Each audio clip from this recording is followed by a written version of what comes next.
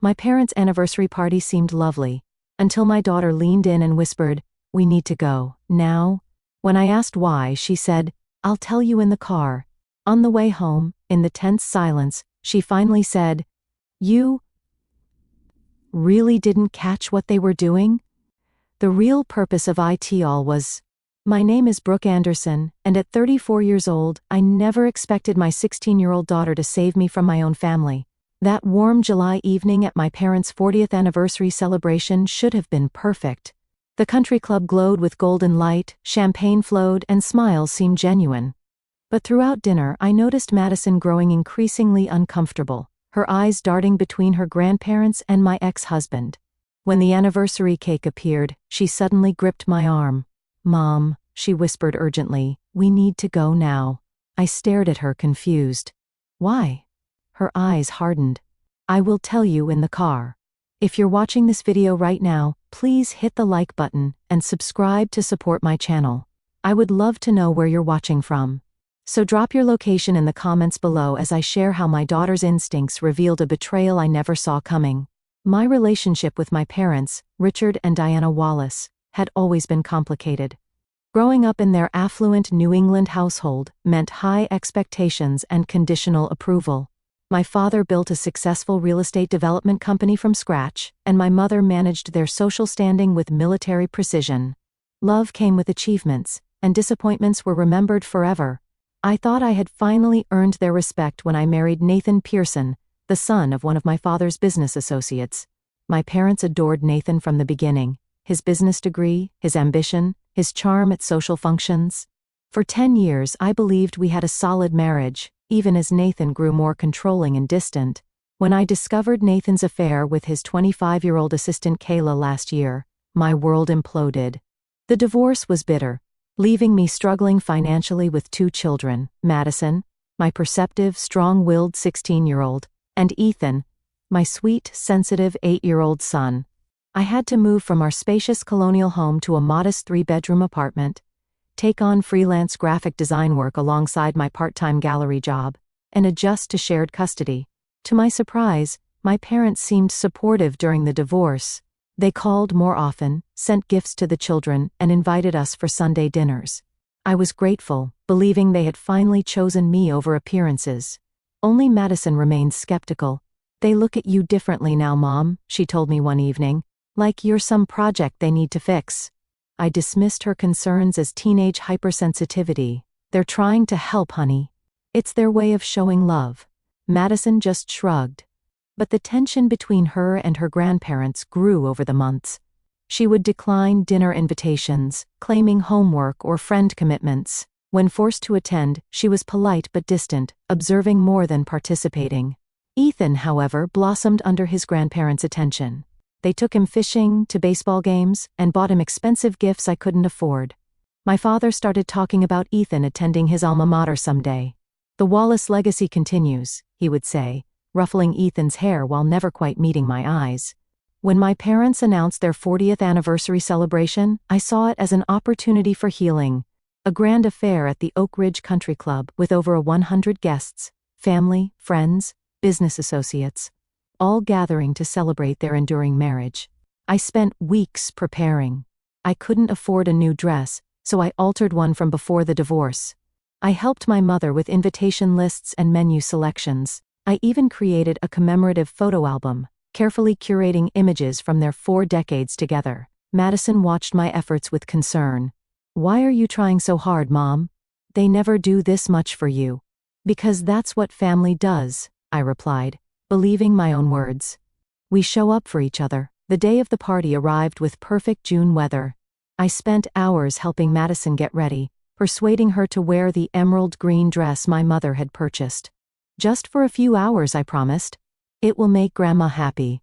When we arrived at the country club, my breath caught at the elegant transformation. White roses and lilies adorned every table. Crystal chandeliers sparkled above the dance floor. A string quartet played softly in the corner. My parents stood at the entrance, my father distinguished in his tuxedo, my mother radiant in silver-beaded gown, greeting guests like visiting royalty. "Brooke, darling," my mother air kissed my cheeks. "You look comfortable." And Madison, don't you look lovely in that dress? I knew that color would bring out your eyes. My father barely glanced at me before scooping Ethan into his arms. There's my boy. I've got a special seat for you right next to Grandpa at the head table. I felt the first twinge of unease but pushed it aside. This was their day after all. The hall filled quickly with familiar and unfamiliar faces. Distant relatives, business partners, country club friends. I circulated, playing the role of dutiful daughter, accepting condolences about my divorce with practiced grace. Yes, it's been challenging, but we're adjusting. The children are resilient. No, I'm not dating yet. Everything seemed to be going smoothly until I spotted them at the entrance. Nathan, looking prosperous in a tailored suit, with Kayla on his arm. Her blonde hair cascading over a designer dress I could never afford. My stomach clenched. Did you know they were coming? I whispered to my sister-in-law Rachel. She looked uncomfortable. I assumed you knew. Your mother sent them a personal invitation. Before I could process this information, my parents were greeting Nathan and Kayla with enthusiastic hugs. My father clapped Nathan on the back like a long-lost son while my mother admired Kayla's dress. I stood frozen, watching this warm reunion with the man who had betrayed me and the woman who had helped him do it. When I finally caught my mother's eye, she gave a small shrug. Bygones, darling. Nathan's practically family. We couldn't exclude him from such an important celebration. As I retreated to the bar for a much-needed glass of wine, I noticed Madison standing in the corner, watching everything with narrowed eyes and texting rapidly on her phone. I should have paid more attention to who she was messaging and why. I should have recognized the first warning signs. Instead, I took another sip of wine and told myself to get through the evening with dignity. The Oak Ridge Ballroom hummed with conversation and laughter as the celebration hit full stride. Crystal glasses clinked, servers glided between groups with trays of hors d'oeuvres, and the photographer captured carefully orchestrated moments of happiness. I maintained my smile despite the growing discomfort of watching Nathan and Kayla move through the crowd, accepting congratulations on their recent engagement. You're handling this so well, my cousin Melissa whispered, squeezing my arm. I would have thrown my drink in her face by now. I'm trying to be mature for the kids, I replied, scanning the room for Madison and Ethan. My son was easy to spot, proudly attached to my father's side as they greeted important business associates. My father's hand rested possessively on Ethan's shoulder as he introduced him to everyone as the future of Wallace Enterprises. Madison was harder to locate. I finally spotted her in a quiet corner, engaged in what appeared to be an intense conversation with my mother's sister, Aunt Linda. Madison's posture was rigid, her expression serious as she listened to Linda, who kept glancing nervously around the room. When they noticed me approaching, the conversation abruptly ceased. Everything okay over here? I asked lightly. Just catching up with my grandniece, Linda replied with forced brightness. She's become such an observant young woman. Madison's eyes met mine briefly. We were discussing family history, she said flatly. Before I could probe further, the chiming of a glass announced the first toast. My father stood at the center of the room, commanding attention as he always did. Diana and I are overwhelmed by your presence here tonight, he began, raising his glass toward my mother. 40 years ago, I made the best business decision of my life. Polite laughter rippled through the crowd. Marriage is about building something lasting together, he continued, about making difficult decisions for the greater good of the family. Sometimes that means prioritizing the future over temporary discomforts. His eyes drifted to Nathan, then to Ethan, then briefly to me with an expression I couldn't quite decipher. Today, we're not just celebrating the past, we're securing the future to family legacy and wise investments. The guests enthusiastically raised their glasses, though a few exchanged confused glances at the unusual anniversary toast. As dinner progressed, I attempted to enjoy the excellent meal despite my growing unease. Madison had barely touched her food and kept checking her phone under the table. Ethan, meanwhile, had been moved to sit between my father and Nathan, who were engaged in animated conversation that hushed whenever I approached. During the dessert course, I excused myself to the restroom and nearly collided with Aunt Linda in the hallway. "Oh, Brooke," she startled. "I've been meaning to find you alone. Is everything all right?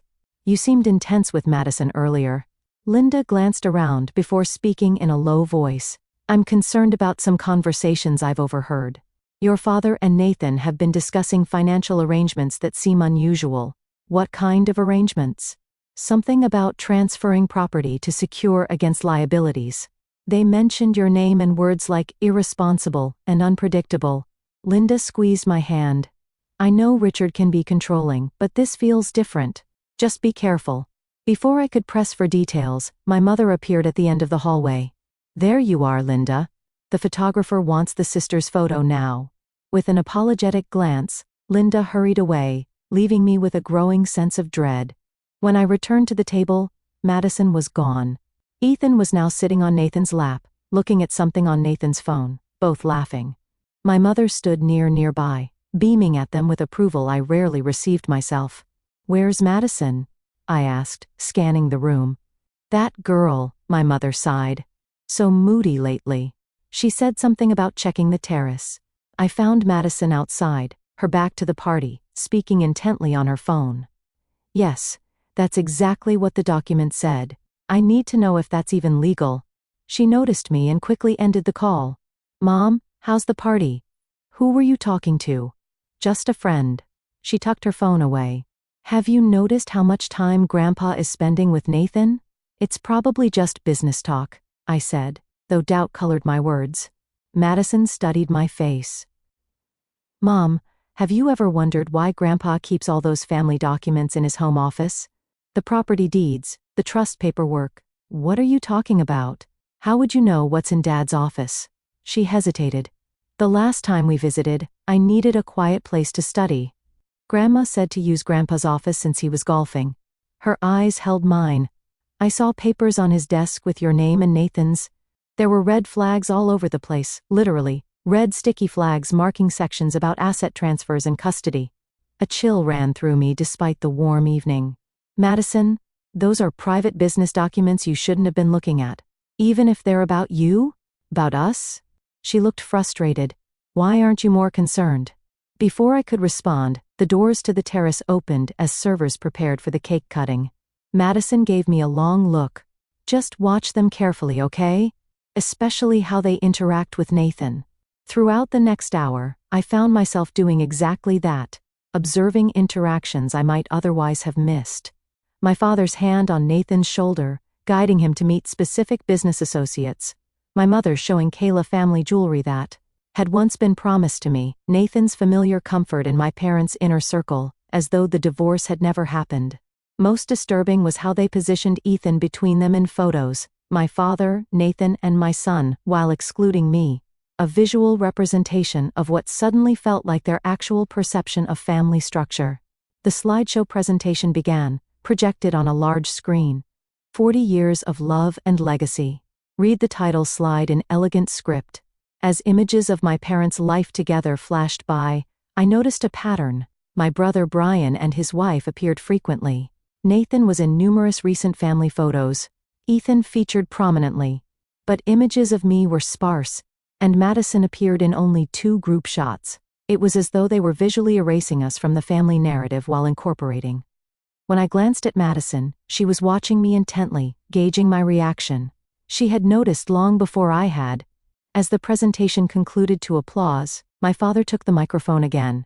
Before we cut the cake, Diana and I have an exciting announcement. He gestured for Nathan and Ethan to join him. Family continuity has always been our greatest concern. Today, we're taking steps to ensure Wallace's traditions and properties remain in capable hands for generations to come. I felt Madison's hand slip into mine, squeezing tightly. In the coming weeks, we'll be finalizing arrangements that will secure our family legacy through proper channels. My father's eyes briefly met mine with something like pity before returning to the crowd. Sometimes the most loving choice is making difficult decisions for those who may not understand what's best. A murmur ran through the crowd as Madison suddenly stood. I need to check something, she whispered, slipping away before I could stop her. For 20 minutes, I sat in growing anxiety, mechanically accepting congratulations from guests who stopped by my table. When Madison finally returned, her face was pale, her expression determined. She leaned close to my ear, her voice urgent. Mom, we need to leave. Now, we can't just leave, I whispered back, conscious of the nearby guests. This is my parents' anniversary. Ethan is enjoying himself. Madison's eyes flashed with unusual intensity. Mom, trust me. We need to go. Did something happen? Are you feeling sick? I'll explain everything. But not here. She glanced nervously toward my father's business partner, Gerald, who was watching our exchange with interest. Please, Mom, for once, just trust me without questioning everything. The desperation in her voice gave me pause. Madison had always been sensitive and perceptive, but never dramatic or attention-seeking. If she was this insistent, perhaps I needed to listen. Let me at least say proper goodbyes and collect Ethan. Make it quick, Madison urged. And, don't let Grandpa talk you into staying. I made my way to where Ethan was playing with his cousins, conscious of the curious glances following me. My mother intercepted me before I reached him. Leaving so soon? Her perfectly lined lips curved into a smile that didn't reach her eyes. The evening is just getting interesting, darling. Madison isn't feeling well, I lied. I should get her home. Send her with your brother. Brian can drop her off. You and Ethan should stay for the important announcements. I felt a chill at her insistence. What announcements? Just some family business matters. Nothing for you to worry about. She patted my arm condescendingly. Your father has everything under control. That's what concerns me, I replied, moving past her to collect Ethan, who protested leaving the party early. But Grandpa said he has a special surprise for me later, he complained. We'll come back another day for the surprise, I promised, avoiding my father's questioning gaze from across the room. Nathan appeared suddenly, blocking our path to the exit. Taking off? The night's still young, Brooke. His familiar cologne brought back unwelcome memories. Your father was hoping to discuss some arrangements regarding Ethan's education fund. Another time, I said firmly, noticing how he specifically mentioned Ethan but not Madison. Don't be difficult. He lowered his voice. This is important. Your parents are trying to help secure Ethan's future since you're clearly struggling financially. His eyes traveled dismissively over my altered dress. Madison stepped between us. We're leaving now, she stated with unexpected authority. Ethan, take Mom's hand. As we made our hasty exit, I caught fragments of conversation from a group of my father's lawyers near the door. Transfer of deeds should be straightforward once the custody modification. Wallace keeping it in the family, just not through the daughter. Nathan's name on the trust by month's end. My father caught up to us at the entrance, his expression a practiced mix of concern and disappointment. Brooke, this is highly inappropriate. We have guests, announcements to make. I'm sorry, Dad, but Madison isn't feeling well. He barely glanced at her. Then leave her with the staff. You and Ethan need to be present for the family business portion of the evening. The possessive way he emphasized family business while excluding Madison sent warning signals I couldn't ignore. For perhaps the first time in my life, I didn't yield to his authority. Whatever it is can wait for another day. We're leaving. His expression hardened. This is exactly the irresponsible behavior that concerns us. Nathan would never put personal feelings above family obligations. Nathan put his personal feelings into his assistant. I replied sharply. Yet somehow he's still the golden child. My father leaned close, his voice low enough that Ethan couldn't hear. We're trying to protect family assets from your emotional decisions. If you'd stop being difficult and accept the arrangement, this could be painless. What arrangement? I demanded. He straightened, composing his features as another guest approached. We'll discuss this when you're being more reasonable. Nathan and I have plans that benefit everyone, especially Ethan. Madison tugged at my sleeve. Mom, now. Please. Looking into my daughter's eyes, I saw fear mixed with determination. Whatever she had discovered had truly frightened her, and that decided me. I nodded, turned away from my father without another word, and guided my children through the ornate doors of the country club into the warm summer night. As we walked to the car, I felt a strange mixture of dread and relief. Something was very wrong with my family, and I was finally ready to discover what it was. The interior of my Honda Accord felt like a confessional booth as we pulled out of the country club's circular driveway. Silence hung heavy between us, broken only by Ethan's occasional sighs from the back seat as he played with the party favor he'd collected. Madison sat rigidly beside me, her hands tightly clasped in her lap, staring straight ahead at the darkening road. Are you going to tell me what this is about? I finally asked, keeping my voice low to avoid alerting Ethan. Madison glanced back at her brother. Not yet. He doesn't need to hear this. I nodded, respecting her judgment.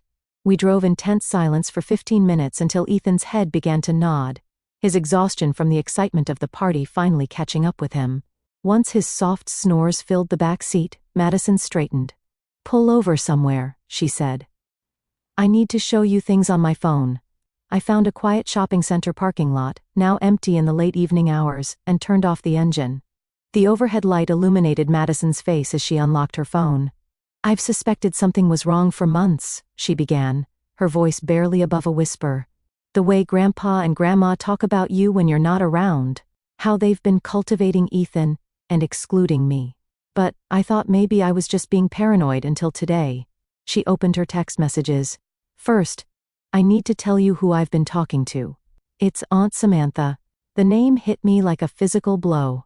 Samantha was my father's youngest sister who had been effectively excommunicated from the family 15 years ago after a bitter dispute over her inheritance.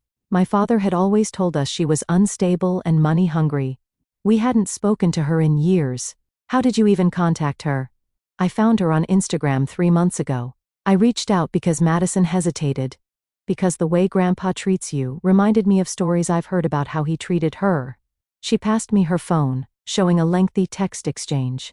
She's been warning me that Grandpa and Grandma might try to manipulate the family again.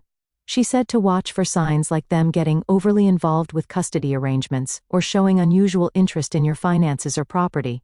I scrolled through the messages, my heart sinking as I read Samantha's warnings and Madison's increasingly concerned responses. That's why I've been paying such close attention. But today confirmed everything. Madison's voice trembled slightly.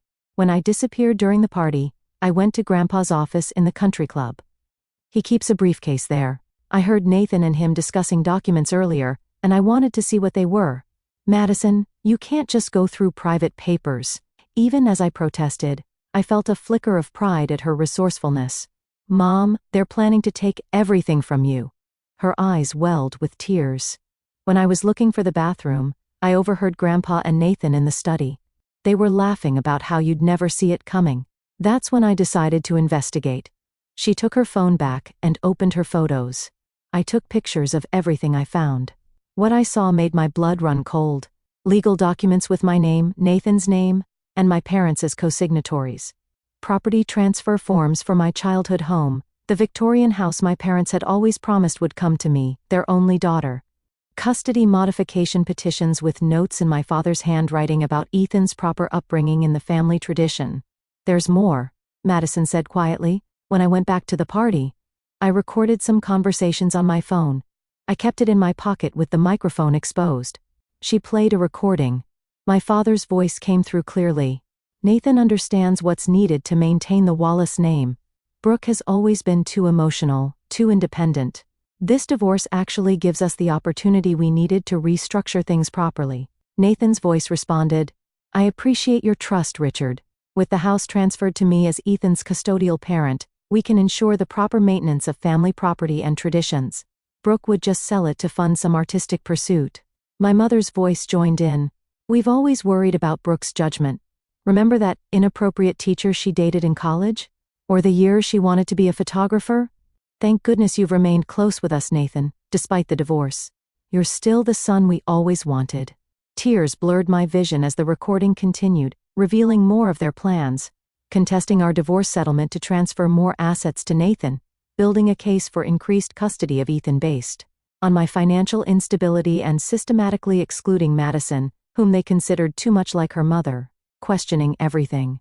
They've been telling Ethan things too, Madison said softly. Little comments when you're not around. Grandma told him that if he lived with Dad, he could go to special schools and have more opportunities, that you're holding him back. The betrayal cut so deep I could barely breathe. My own parents? Conspiring with my ex-husband to take my son and my inheritance. Planning it at their anniversary celebration, using the event as cover for their schemes. I couldn't let you stay there while they announced whatever they were planning, Madison explained. Aunt Samantha said Grandpa did something similar to her at a family event, blindsided her publicly so she couldn't react without seeming hysterical. I reached for Madison's hand, holding it tightly. Thank you, I whispered, my voice breaking. For paying attention when I couldn't see what was happening. For being brave enough to investigate. For getting us out of there, she squeezed back. I was so afraid you wouldn't believe me. You always want to see the best in them. I believe you now. I started the car with shaking hands. Let's go home and figure out what to do next.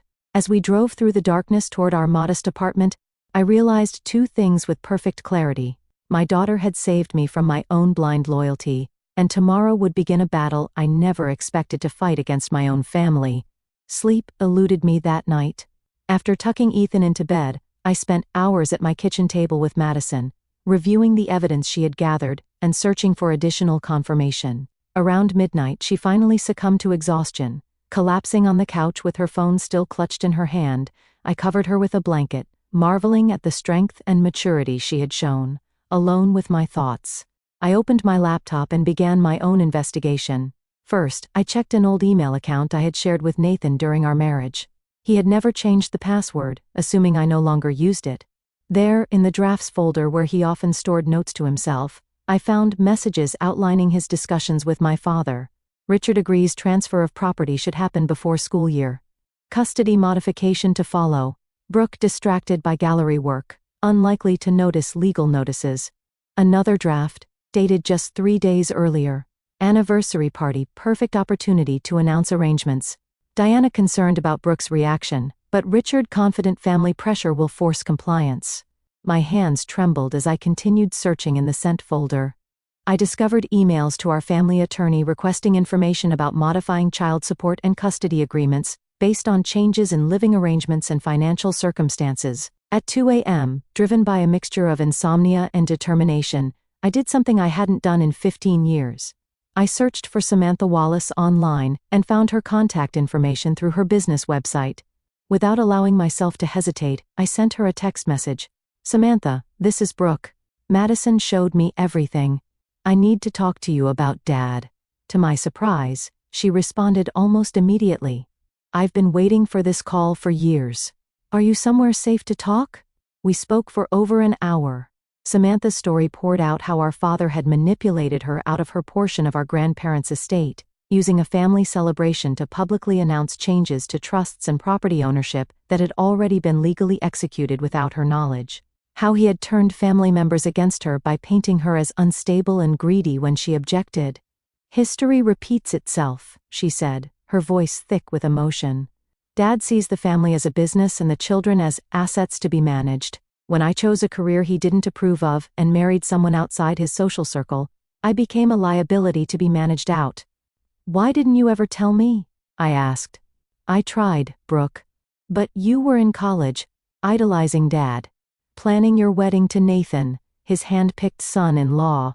You didn't want to hear it. The truth of her words stung.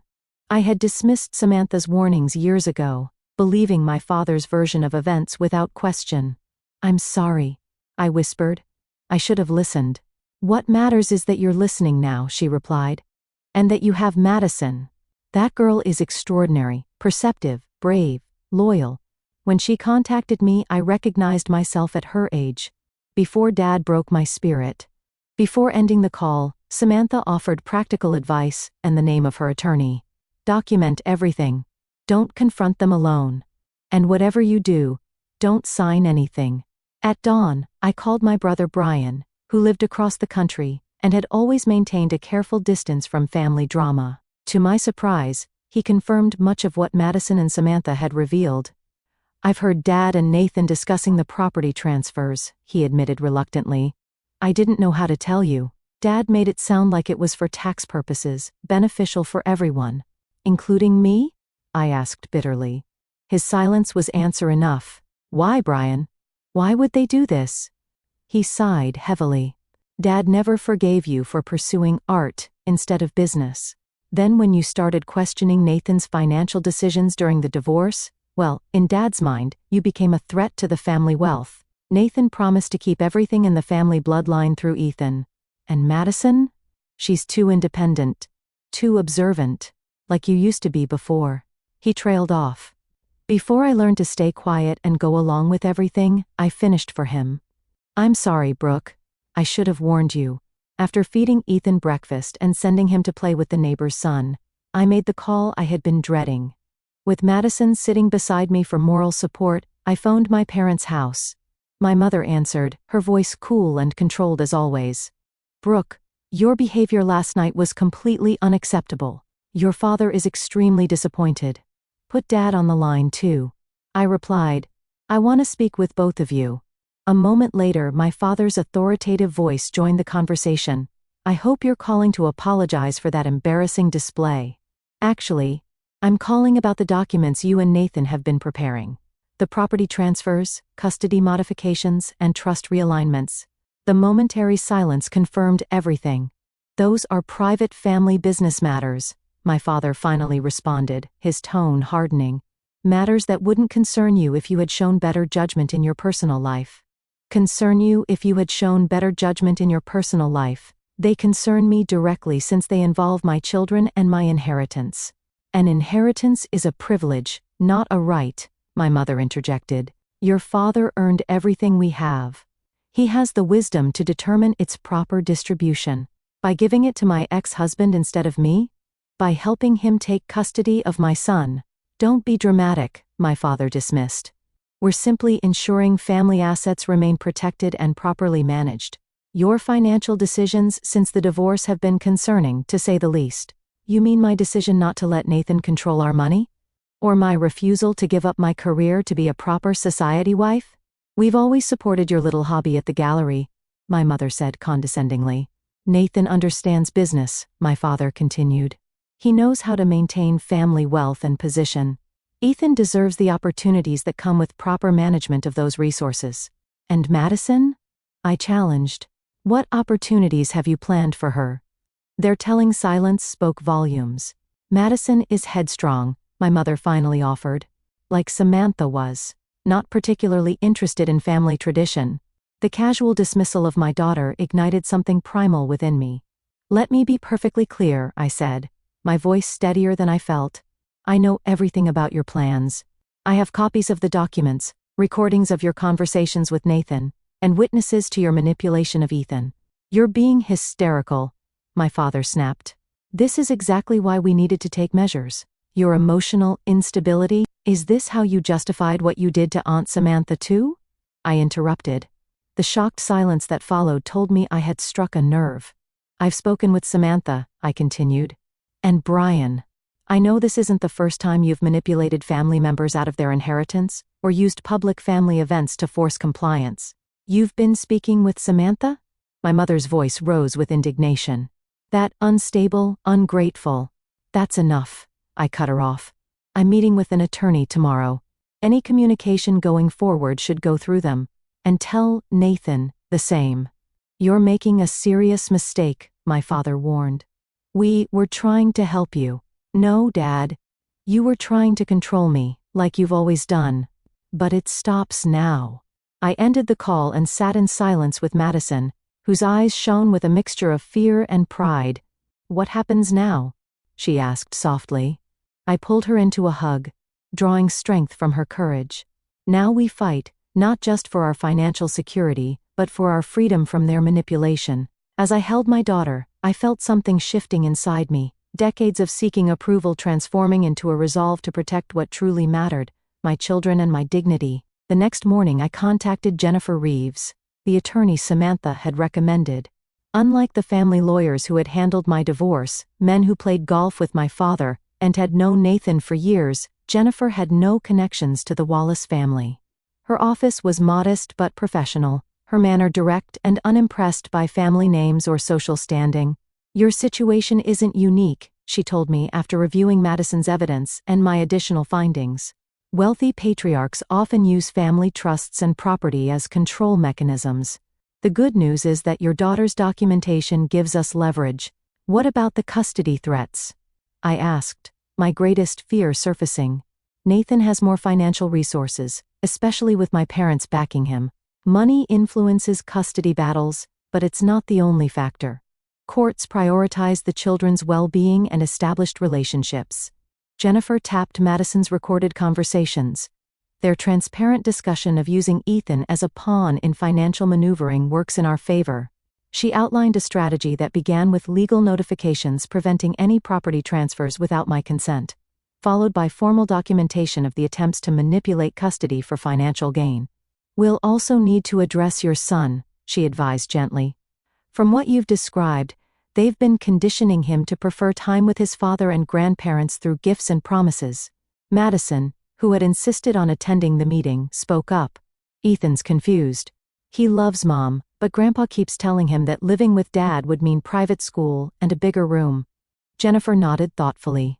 "Children are perceptive but vulnerable to manipulation. Family therapy might help him understand what's happening in age-appropriate terms." After establishing legal protections, I took the next difficult step, confronting Nathan directly.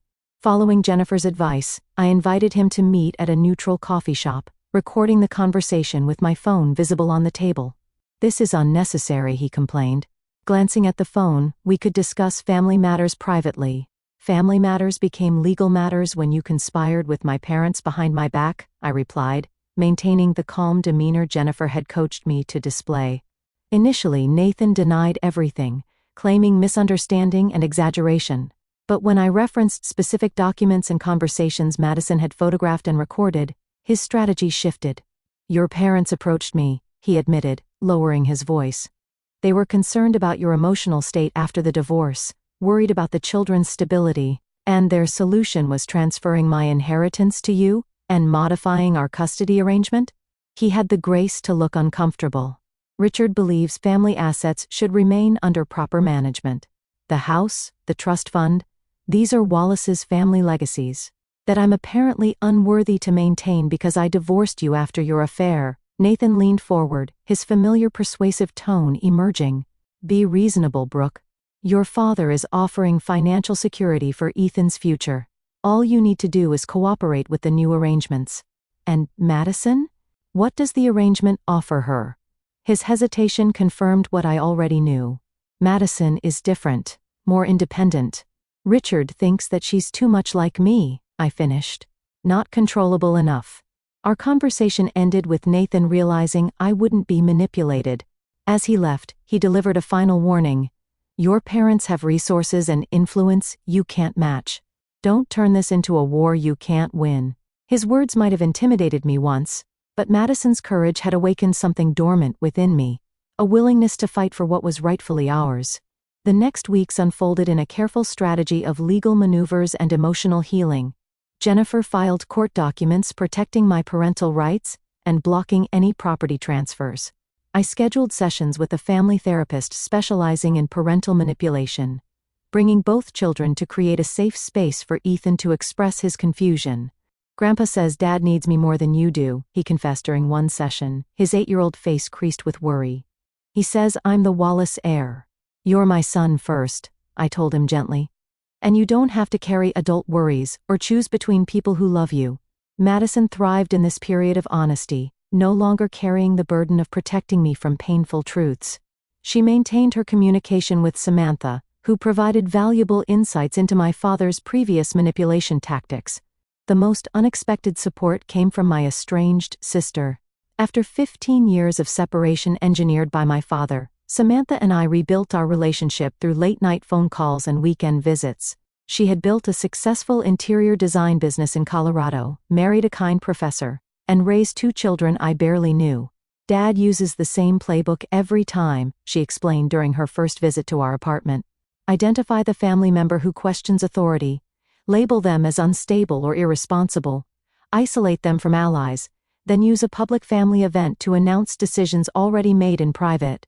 "I can't believe I never saw the pattern," I admitted. "Because he's careful to target only one person at a time. Everyone else stays in line, afraid they'll be next." She squeezed my hand. "But he miscalculated with you. He didn't account for Madison." Indeed, Madison had become my strongest ally.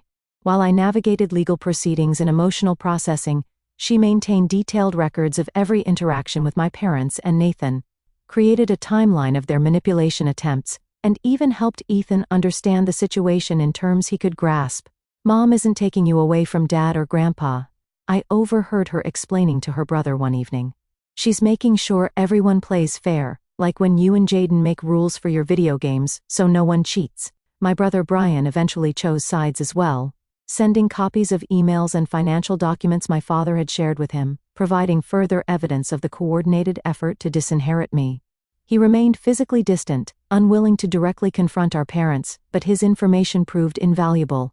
The most painful part of this period was accepting that my relationship with my parents might never recover. For all my life I had sought their approval, adjusted my behavior to earn their love, and interpreted their control as concern. Now I saw clearly the conditional nature of their affection, available only when I complied with their vision for my life.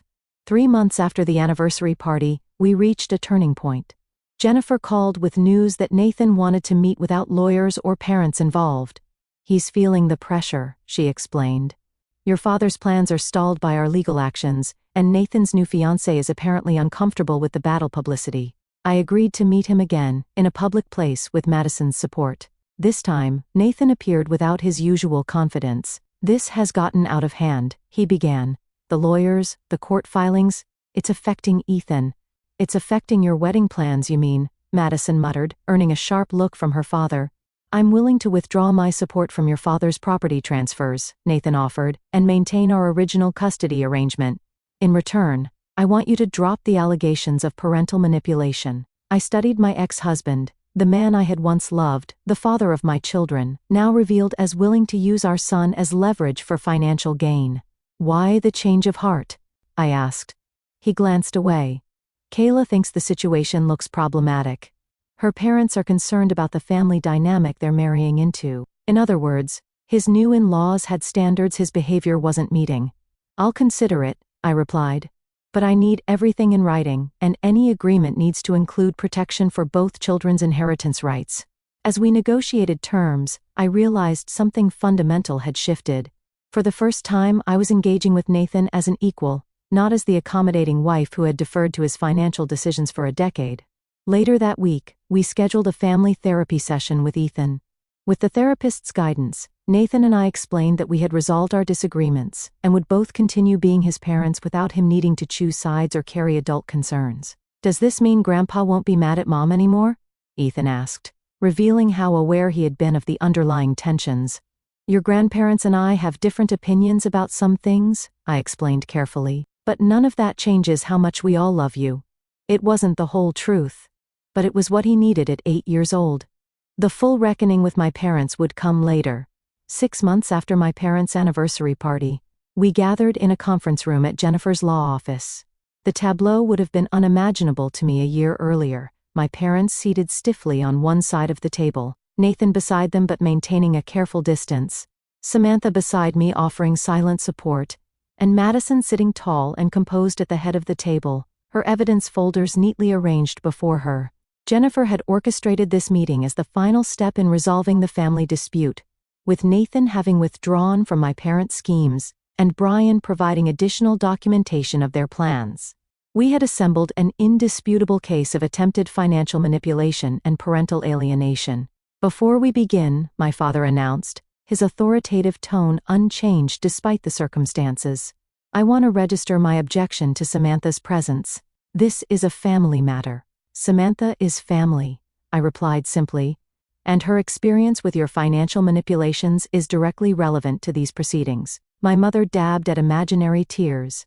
"I don't understand how it came to this. We only wanted what was best for Ethan and the family legacy." "By excluding Madison and taking my inheritance?" I challenged. "By poisoning my son against me?" "We never," my mother began. But Jennifer interrupted by placing Madison's recorded evidence on the table. "Perhaps we should review the documented conversations before continuing with denials," she suggested mildly. What followed was a methodical presentation of the case we had built, the secret meetings between my father and Nathan, the planned property transfers, the custody modification, strategy, the disparagement of my parenting and financial competence, and most damning, the deliberate attempt to influence Ethan's preferences through promises of material advantages. My father's face grew increasingly rigid as Jennifer outlined the potential legal consequences, not just blocking of the property transfers, but possible civil claims for attempted parental alienation and breach of fiduciary duty in his role as trustee of family assets. "What exactly do you want?" he finally asked, his voice cold. Jennifer slid a document across the table. Ms. Anderson's terms are straightforward. First, a legally binding agreement that all inherited family property designated for her in previous trust documents remains intact and under her sole control. My father began to object, but his own lawyer placed a restraining hand on his arm. Second, a formal acknowledgement that both Madison and Ethan have equal standing as beneficiaries of any family trusts or future inheritances, with neutral third-party trustees replacing Mr. Wallace. My mother gasped at this effective removal of my father's control over family assets. Third, a structured communication plan for grandparent visitation that includes professional supervision until trust can be rebuilt. "This is outrageous," my father sputtered. "We don't need supervision to see our own grandchildren. The recordings of you deliberately undermining Ms. Anderson's relationship with her sons suggest otherwise," Jennifer replied calmly. The negotiations continued for hours, with occasional heated exchanges and tense silences. By late afternoon, an agreement had been reached that protected my inheritance, established equal treatment for both my children, and created boundaries for my parents' involvement in our lives. As we prepared to leave, my father made one final attempt to assert control. "I hope you're satisfied, Brooke. This vendetta has damaged relationships that may never recover." Madison, who had remained remarkably composed throughout the proceedings, finally spoke. "Grandpa, with respect, you damaged those relationships when you decided Mom and I were disposable. We're just creating consequences for your choices." The simplicity and truth of her statement hung in the air as we departed, leaving my parents to contend with the aftermath of their failed manipulation. The months that followed brought significant changes to our lives. With my inheritance secured, I was able to purchase a small but comfortable house with room for both children. I expanded my work at the gallery from part-time to full management, finding financial stability and creative fulfillment I had suppressed during my marriage. Madison blossomed without the weight of family secrets, developing a close relationship with her Aunt Samantha and cousins she had barely known existed. Ethan gradually adjusted to our new family configuration, especially once the tension of the custody threats dissipated. My relationship with my parents entered a lengthy healing process. The structured visitation plan began with short, supervised interactions that slowly extended as they demonstrated respect for my parental authority. My father struggled most with the new boundaries, occasionally testing limits with gifts or promises to Ethan, but consistent consequences eventually yielded grudging compliance. Nathan, surprisingly, became a more engaged father once freed from my parents' influence. Without the pressure to serve as their surrogate son, he focused more on building genuine relationships with both children, including Madison, whom he had previously lined in favor of Ethan. 1 year after the anniversary party that had revealed so much, Madison and I sat on the porch of our new home, watching the sunset and reflecting on our journey. "Do you think Grandpa and Grandma will ever really change?" she asked. I considered the question carefully. People rarely change fundamentally, especially at their age, but they can learn to behave differently when given no alternative. I still don't understand why they did it. They have more money than they could ever spend. Why try to take yours? "It was never really about the money," I explained. "It was about control, about punishing me for making choices they didn't approve of, divorcing Nathan, pursuing my career, raising you to be independent." Madison nodded thoughtfully. "I'm glad we fought back. We wouldn't have one without you," I told her, filled with pride and gratitude.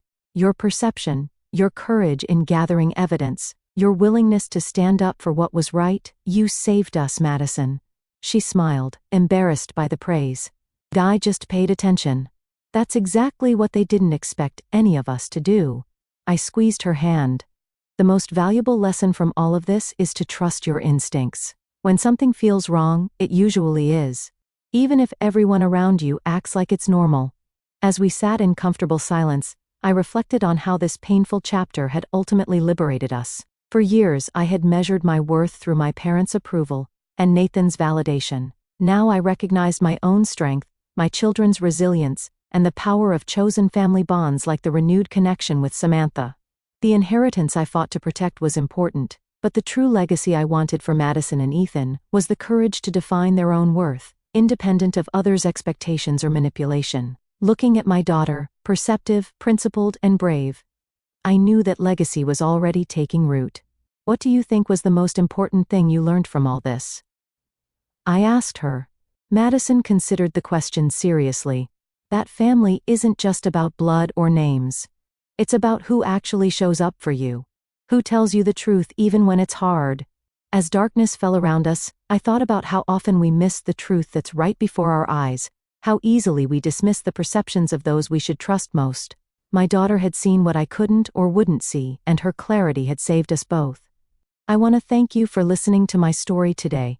It's not easy to admit how blind I was to manipulation from my own family, but sharing this might help someone else recognize warning signs I missed. Has anyone in your life ever noticed red flags you overlooked? Or have you been the one to spot trouble others couldn't see? Please share your experiences in the comments below. And if this story resonated with you, please like, subscribe, and share it with someone who might need to hear that trusting their instincts is the right thing to do.